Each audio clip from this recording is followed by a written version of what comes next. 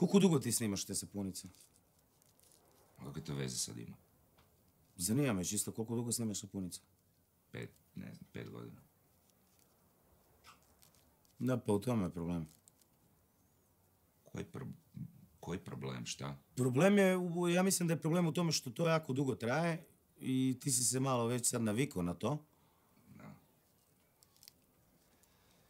Šta? A da reci ovoga, koliko ti režiraš reklame, ono?